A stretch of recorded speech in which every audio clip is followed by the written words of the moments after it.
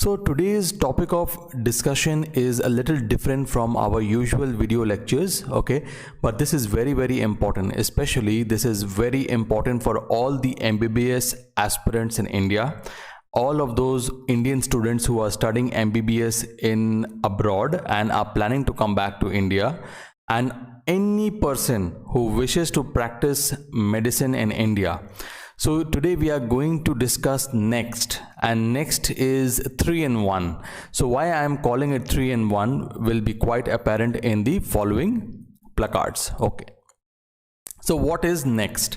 Next stands for the National Exit Exam for anyone, for any person, whether he be Indian or he be of foreign origin. Okay, so anyone who wishes to practice medicine in India. Okay. And when do we expect that next will come into effect? So next is going to be conducted hopefully in March 2022. Okay, so in March 2022 we are going to conduct next. But there is one thing, that this has been decided, but because of the pandemic situation this might be postponed. But I would advise all the students who have taken admission into the MBBS course from 2017 onward to prepare for next. So it's very important that this next, okay, it is for who are going to give this exam. So this National Exit Exam is for all the final MBBS students. Okay, so those students who have joined in 2017 and onwards, they are going to sit for an exit exam. It is also a licentiating exam. Okay, so one of the group of students who are going to give this exam are the final MBBS students. Now the second group of people are also those students, okay? It will also serve as a single common entrance exam for post graduation, and it is going to replace the NEET PG exams. Okay.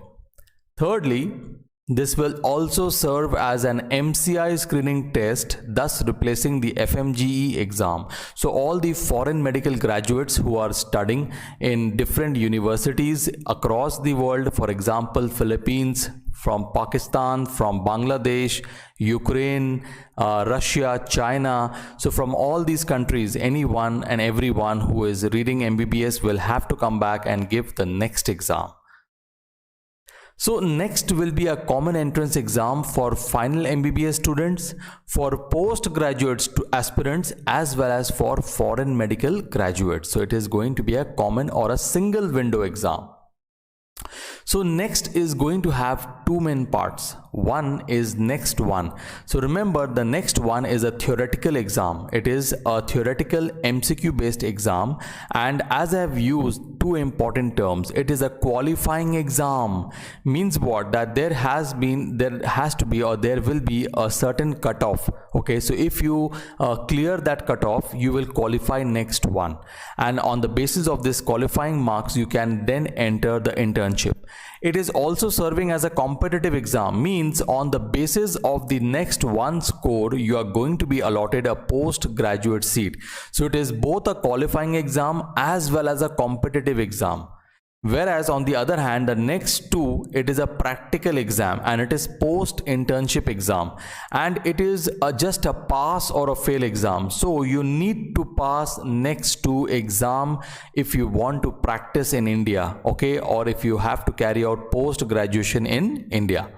So moving ahead, let us look at what is the basic timeline. Okay, so for example, we have MBBS final year students and we have certain repeaters, those who have failed next exam, or those who have already passed MBBS exams, you know, before 2022, and they want to appear for the post-graduation examination, as well as the foreign medical graduate students. So all of them will first give the next one, which is the theoretical exam. If they do not qualify, then they have to wait 1 year. So there is no supplementary examination. You have to wait for 1 whole year. Okay, but if you qualify for next one, then you are going to go for internship, and if you qualify the after completion of your internship, you are going to sit for next two, which is a practical exam. Now if you fail that exam, again you have to sit for next 2 and you have to clear it. But if you pass that exam, then 2 things will happen. One thing is that you are going to get a license to practice, okay? And the second thing is that you will be eligible for post graduation, and on the basis of the marks you received in next 1, you are going to be given a post graduation seat. Okay, yes, you get a license to practice and you get a post graduation. So next one, so let us see in details about the next one and what will be the pattern of next one. So next one, first of all, it's a theoretical exam, okay, and multiple choice questions will be coming, okay. It is an MCQ based exam. Thirdly, okay, it is qualifying as well as a competitive exam. Qualifying means you have to clear next one if you have to continue with your internship, and competitive because on the basis of the next one score you are going to get a seat in post graduation after next 2. Now it will be an online CBT or computer based examination or test. Okay, there is going to be 540 MCQs. Right now in case of NEET PG as well as FMG, we are having 300 MCQs, and this exam means that is the NEET PG. The current NEET PG is just a single day exam, whereas next one there will be 540 MCQs, 6 papers, 2 sessions per day, and there will be total 3-day exam. A 3-day long exam with a pre-lunch around 3 hours and a post-lunch 1.5 hour session. So it is going to be a lot more lengthy exam. And out of all the questions, 60% will be problem solving question, 30% will be comprehension and analysis, and 10% will be recall question. Now, how these questions will appear, I will be discussing those in details in the further placards. So the pattern of next one exam, what is going to be the pattern? So this is going to be the pattern of next one exam. So if it is the day 1, on the day 1 of exam, the major subjects and allied subjects will be tested. So on day 1 you will have medicine and allied subjects, that is dermatology and psychiatry, and the total number of MCQs for the major subjects and the allied subject will be 120. Similarly, for the minor subject on day 1 will be pediatrics, and the number of questions allotted, number of MCQs allotted will be 60 for a total of 180 questions on day 1. On day 2, we will be having surgery and allied subjects including orthopedics, anesthesia as well as ENT, and the total number of MCQs will be 180. And on day 3, you will be having obstetrics, gynecology and allied subjects including radiology and ophthalmology for a total of 180 questions. So if we are going to see the total number of MCQs, okay, in all the 3 days is going to be 540. So among this above 540 MCQs, as we have discussed, 60 will be problem solving, 30 will be comprehension and analysis, and 10% will be recall. So one thing I want to tell you, that as you have seen the basic pattern of next one, a heavy weightage has been given in the final year subjects, the third year and the third first and the third second. That is your ENT, ophthal, gynecology, pediatrics, obstetrics, medicine, surgery, orthopedics, radiology. So all these subjects have been given more weightage, but don't fall into this trap that you will not have to pay any attention to the first and second year questions, because 10% of the MCQs from each stream will be from the basic applied sciences, that is anatomy, physiology, biochemistry, microbiology, pathology as well as pharmacology. Okay, 10% of MCQs will come from preventive as well as social medicine. Just remember, no medicine question will be complete without having the knowledge of pharmacology, pathology as well as physiology. So remember, you will not be able to answer a medicine question without having knowledge of pharmacology, physiology and pathology. Similarly, you will not be able to answer certain surgery questions without having the prior knowledge of anatomy. So you have to keep these things in mind. Now this will be more clear further. I will give certain examples, certain questions I am going to give you, certain clinical vignettes, and that will clear your doubts. So what are these problem solving or comprehension analysis MCQs? So these are basically the clinical vignettes, that is the clinical based questions. Okay. So if you see, for example, this is one question, that is a 50-year-old man experienced an episode of chest pain 6 hours before his death. A histological section of the left ventricular myocardium taken at autopsy showed a deeply eosinophilic staining area with loss of nucleus and cross striations in myocardial fibers. Now, there were no hemorrhage or inflammation. So which of the following conditions most likely produce these myocardial changes? So if you see the options, viral infection, coronary artery thrombosis, blunt chest trauma, antibodies directed against myocardium, and protein deficient diet. So as we look at this particular question, so from the first line, episode of chest pain 6 hours before his death. So this looks like a question from medicine. But later on, when we read this green part, a histological section of left ventricular myocardium taken at autopsy is showing the deeply eosinophilic staining area. So from the first line, that is episode of chest pain, I get an idea that maybe this is the case of myocardial infarction.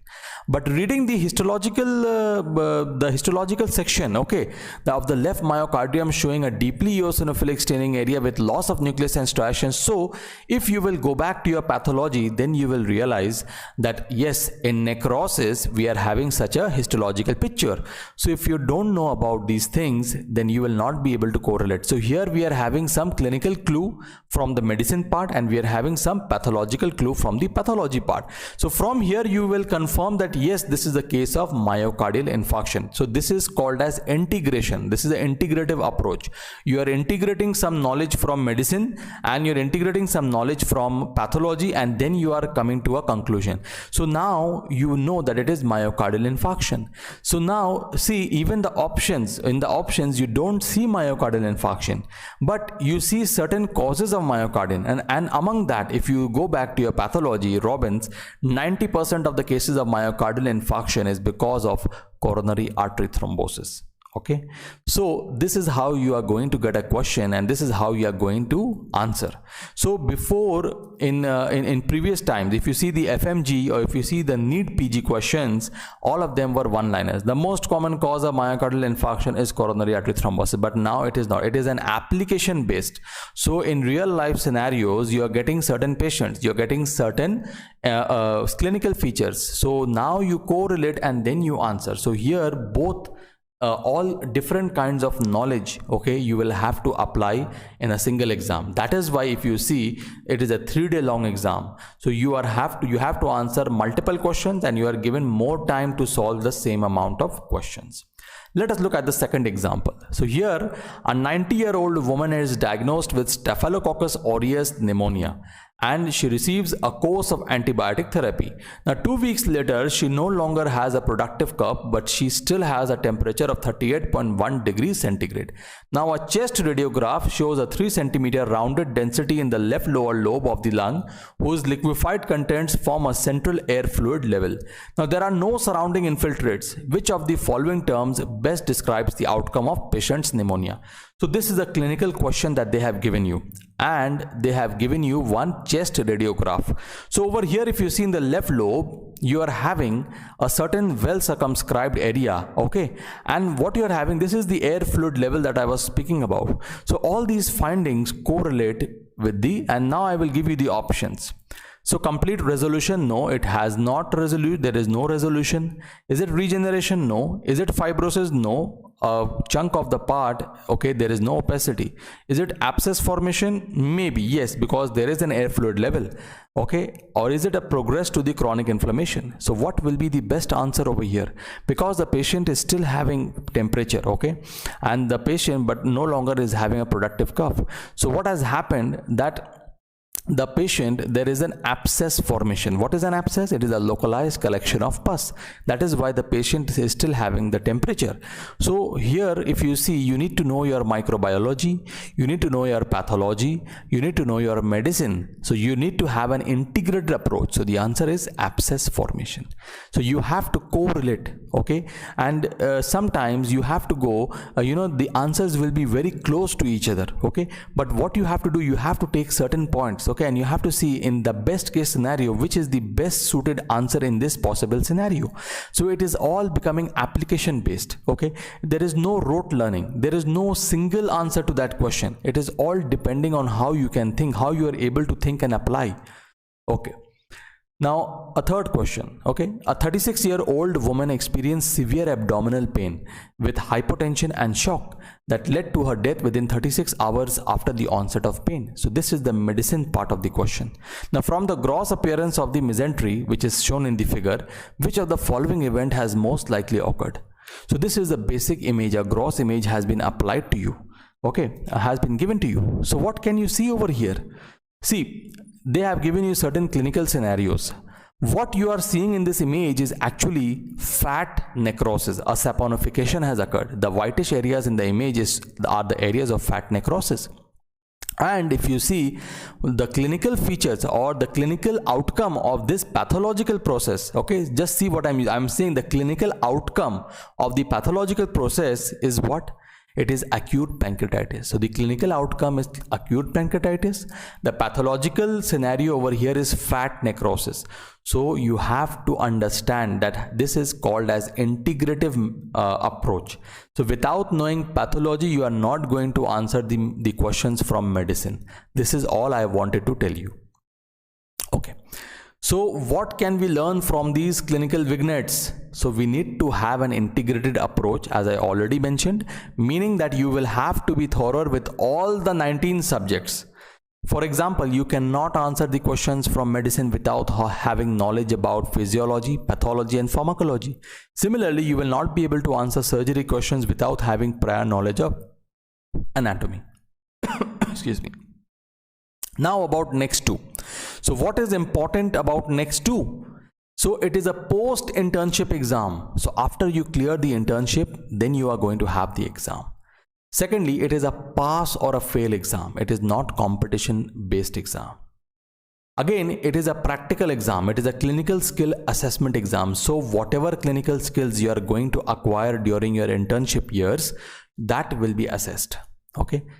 And it is going to give you two things. It is going to give you the final license to practice. Okay. So you can practice as a physician after that. Okay. As a general practitioner after that. Okay. So you will obtain a degree. Okay. You are going to obtain your undergraduate degree after you clear next two.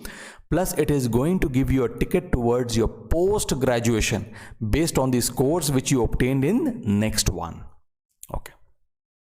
So all of this, so now all of this that I have spoken about, next one, next two, the pattern, 3-day long exam, everything, it is a proposal, means there is a board of governors, okay, under the National Medical Council, NMC, okay, and on 15th February 2020 they have had a proposal, okay. But remember one thing, that all this is a proposal, nothing is confirmed. Some things might change, okay, they might be here and there, everything, but few things are going to remain the same. That means I am telling you there are some things that we can be sure about. What are those? We are sure that whatever type of questions that will come in future, it will be application based medicine. So you will all have application. Okay. There will be clinical vignettes. There will be real life case scenarios. Okay. And remember that next is very much real. So the exit exam will come. Okay, it is proposed to come in 2022, but it might get postponed because of the pandemic. But I will advise everyone, every students who have joined MBBS after 2017 to be prepared or to start preparing for next. Now moving ahead, now this is a very, very important question. Now anything from here is my point of view on next. So what is the importance of next? Okay, so listen to me very carefully. This is a very high stake exam, because at this point of time, it is not just about your post graduation. It is about your licensing. It is about getting your degree. It is about getting the fruit of all your labor in this last 4.5 years. So before, what happened, that Indian MBBS students who are studying in India, whether be private or government, they were sure that they have to clear final MBBS and then they are good to go for internship and they at least have a degree. But now it is not the case. Just like the foreign medical graduates, the Indian medical students will also have to give an exit exam. Okay, and that will be next. So it is a high stake exam and you should take this exam seriously. Okay, so this is not only for the foreign medical graduate, but it is also for the Indian MBBS students. Okay, moving ahead, will rote learning help? So as we have seen that from the past years, if you see the pattern of FMG, if you see the pattern of NEET PG exam, so we have seen that there is a lot of, there's a rich component of rote learning. So we saw that any person who could, rote learn, okay, as we say ratta marna, okay, any person who will rote learn, okay, they can score very good marks. Okay, there was less of application, there was less of understanding, but more of rote learning. So is it going to help? The answer is a big no. So stop rote learning. If you don't understand anything in that point of time, okay, you either go to your reference book, you ask your friends, you ask more friends, you ask me, you can comment, you can ask in Quora, you can search in internet, you can go to your professors, teachers, but till your doubt is not clear, don't give up, because only and only if you clear your doubts and if you give up rote learning, that you can reproduce the same thing in your exams. Okay, can any coaching institution guarantee you success in next? What do you think? So I will not say completely yes, I will not say completely no. I will say it depends on many factors. What are the factors? See, if the coaching institute is sticking to the traditional ways of teaching, what do I mean by traditional ways of teaching? That a teacher will come from morning 12 o'clock till night 8 o'clock, will keep on teaching. Okay, and all this entire 19 subjects will be covered in 6 months of time. Only one liners they are going to tell you just few things, not everything. Okay, so that is not going to help you. Trust me on this, it will not help you, because all these coaching institutions, they are going to complete pathology in 4 days. You can see my lectures, okay, and you will understand that pathology cannot be completed in 4 days of coaching or in 4 days of lecture. No, pathology will never complete in that much time. Today the scenario is different. Today everything has changed. Today all these things, they are aimed at increasing the quality of medical students that we are going to get. So just remember that you cannot do any such coaching, okay, which is claiming that they are going to complete pathology or any other subject in 4 or 5 days of time, from morning 8 o'clock till 12 o'clock. We are morning 8 to night 8 o'clock, 12 hours of coaching. No, that is not going to change anything. Okay, that will be a disaster. So I will ask all of my viewers to abstain from any such coaching. But yes, on the other hand, if you have a nice coaching institute, okay, which is going to give you a lot of notes with explanation, which is not going to skip everything, which is not going to give just the factual questions. For example, most common cause is this, okay, or in which year this happened, or who is the founder, or who is the father. No, that is not important. That is not an important part of our curriculum. The important part is the clinical based learning, application based approach, how the knowledge of preclinical subjects can help you with your clinical subjects. This is where you have to master. Okay, moving ahead, does any coaching institute make toppers? So the answer is a big no. Okay, no coaching institute creates toppers. Toppers are toppers with or without coaching institute. It is their way of learning, their way of teaching, their way of learning, their way of their application, okay, their mindset that makes them a topper, not the coaching institute. Just remember, have you ever wondered why never any coaching institute published their success rates? Have you ever seen that? Because the reason is, if they see the number of people who have obtained the seats to the number of people that had joined the coaching, it is less than 3%. Okay, they get the PG medical seats of their choice. So if you go and see, if you ask them, you will get your answers. Okay. Now the one thing which is very common among all the toppers is that if you ask any topper, all the toppers, okay, just I will tell you, personally go and see in your classes, okay, in your college, your seniors, your juniors, okay, if you go and see, if you see their habit of learning, first important thing is that all of them, they are having standard books. They are following standard books, and they have the good habit of making their own notes. They understand and then they make their own notes. They will make their own flowchart. They will make their own tables. Okay, you can ask your friends. You must have seen, you can correlate with what I am trying to say, and in your heart you know what I am speaking about. See, any coaching institute, be it online or be it offline, they are going to give you one set of notes. Okay, and that set of notes will be available to every student. So how do you have an edge over the other student? No, you will not have an edge. You will only have an edge if you go back and if you take a standard textbook and if you start reading that. Okay, how should you approach next? The most important question of this particular video. So step by step, I'm going to discuss every step. The first thing is you have to read the standard textbook. Throw away all the guidebooks, throw away all the MCQ books that is there before 2019. That is not going to help you. Okay, you will be in a big problem if you are following this. Okay, so read the standard textbooks. I cannot emphasize the importance of standard textbooks now. Second thing is read throughout the year. So one very common thing, okay, because I have been a medical student and I have seen the basic thing what happens in a medical college, be it government or be it private. So I have seen that there is a habit among students. What happened till now, they used to go in first year, second year, third year, fourth year. They will open the books just 1 month, 2 months before the exams. They are going to see the questions, the repeat questions for the last 5 years, and then they are going to just read those questions and then they are going to give the exam. No, if you do that, be sure maybe you will qualify next one, and maybe you will qualify next two, or you will pass next two. But for postgraduation it will be difficult, because post-graduation is based on next one, and next one score is competitive. So where there is competition, you will have to you are going to have to up your game. You have to improve your game. Okay, so you have to read throughout the year, meaning you have to be consistent throughout the year. Third important thing is make your own concise handwritten notes. Please, this is a request.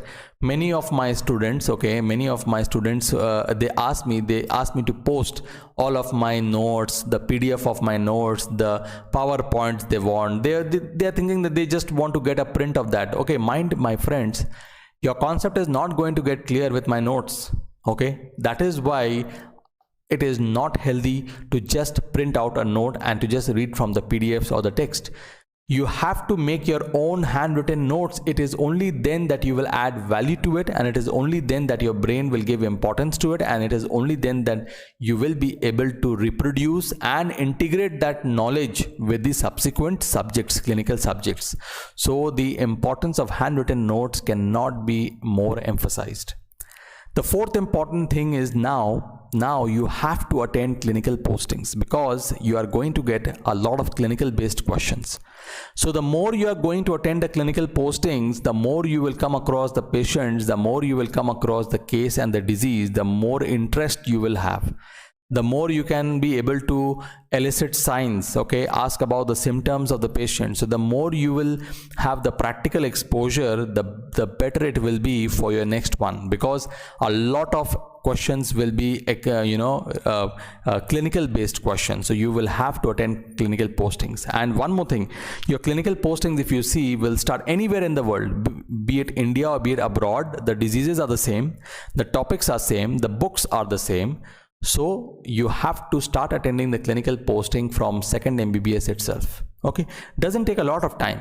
Go every day, half an hour, 45 minutes, go with your friends, see some patients, okay, look through their files, go through their files, ask few questions to the attending doctors or the resident doctors over there. Okay, they will help you out. The fifth important thing is try to see as many images as possible. Okay, you have to make use of your eyes and your ears. This is very, very important.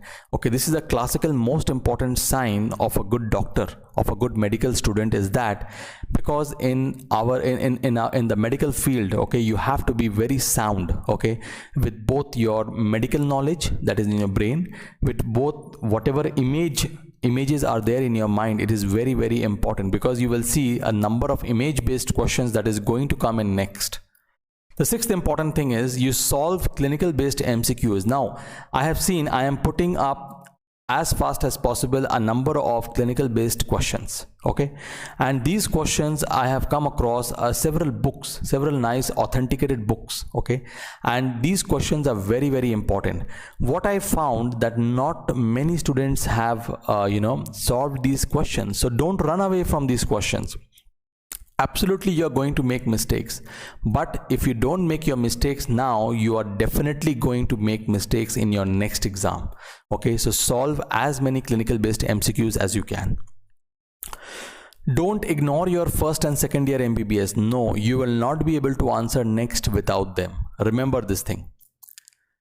You focus on the simple things. Okay, take one step at a time and be consistent. Means, for example, now if you are a first year student, think about the 3 subjects that you have to do well. You have anatomy, you have physiology, you have biochemistry. Now I have to have a basic approach. I have to divide my time among these 3 subjects. Just remember these things. So in a very swift manner, I am going to let you know the basic standard books that you should follow. Okay, for anatomy, you can follow Gray's Student. Okay, it's a very nice book, not the big Gray's, but the smaller Gray's Students. Then for physiology, I cannot emphasize you the importance of Ganong. Okay, Ganong is a very beautiful book. For biochemistry, first I will tell you to go for Harper's, but if you cannot read Harper's, at least read the important topics from Harper's. Else you can go for Satyanarayan. Second, for pharmacology, Kartzung is a very, very nice, a very important, a very nice, and it can be completed in your second year itself. Okay, if you cannot, then at least keep it as a reference book and keep KDT, that is KD Tripathi, as your main book. For pathology, no other book. With this new next coming in, Robbins, because concept building is very, very important. For FMT, Reddy is the book of choice. For microbiology, Anand Narayan or Babeja will do. Thirdly, for ophthalmology, Parsons is a very, very nice book. Okay, but if you have not read Parsons, even Khurana is nice. But for the first time, if you are reading, then go for Parsons. For PSM, I need not tell you, Park is the most important book, but read the latest edition. And for ENT, one golden book is there, that is Dhingra. It has all answers to all of your questions. Now, fourth, for medicine, again, it is a very big syllabus. Now, the book of choice, the biggest book, the Bible of medicine, is Harrison's. But trust me, it is a very big book. And unless and until you have started Harrison's in your second year, you cannot complete in the final year. So what I suggest students, that Harrison's, go for the charts and tables of Harrison's. Okay, now there are 3 important books. Either of these books you can choose, but read that book completely. Either CMDT, which is an excellent book, and it is a very underrated book, CMDT, that is Current Medical Diagnosis and Treatment. API is also a good book, or you can read Davidson also. But I would suggest you to go for Harrison's and CMDT.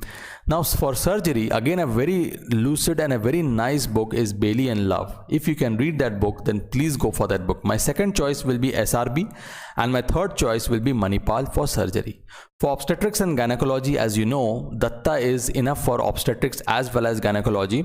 But there is one more famous, not a very famous book, but a very, very a nice book, conceptual book, is Omachi Gui, and it is only for obstetrics. For pediatrics, you can go for OP Ghai as well as Meherban Singh. Okay, Meherban Singh has a very nice practical book, so you can read both of them. It will help you a lot. Okay, so this is all about what approach you should have for next.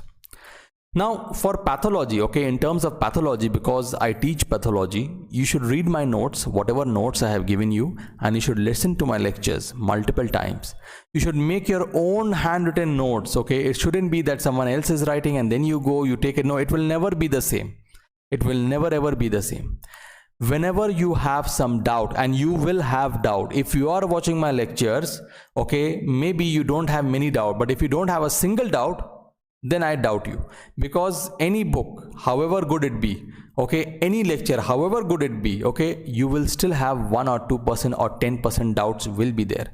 Having doubts is a good thing. So whenever you are in doubt, you can ask me in comment. I have given my email ID. You can email me. You can refer to the standard textbook, that is Robbins. Okay, for any kind of doubt, you should always clear your doubt. Not clearing your doubt will not solve your problem. Okay, remember, I have already explained to you, revision is the key to success. Without revision, you cannot do anything. And for revision, multiple revision notes are necessary. You cannot revise textbooks before your next exam. Second important thing is, I want to stress, anatomy, physiology, pathology, pharmacology, they will form the pillars for your success. Do not ignore them under any circumstance. Do attempt my MCQs. I told you, okay, I have started giving MCQs, but the response is not many. Okay, trust me, they will benefit you immensely. The difference between those who will make it and those who will not is in trying. Because if you don't try, you will not make a mistake. Only those who will try will learn from their mistakes, and they will not repeat their mistakes in next exam. So just understand these few important points that I have mentioned today. So thank you very much guys for watching this lecture. I hope you find this beneficial, and please do comment and please do subscribe. Thank you very much. Stay tuned for my further lectures.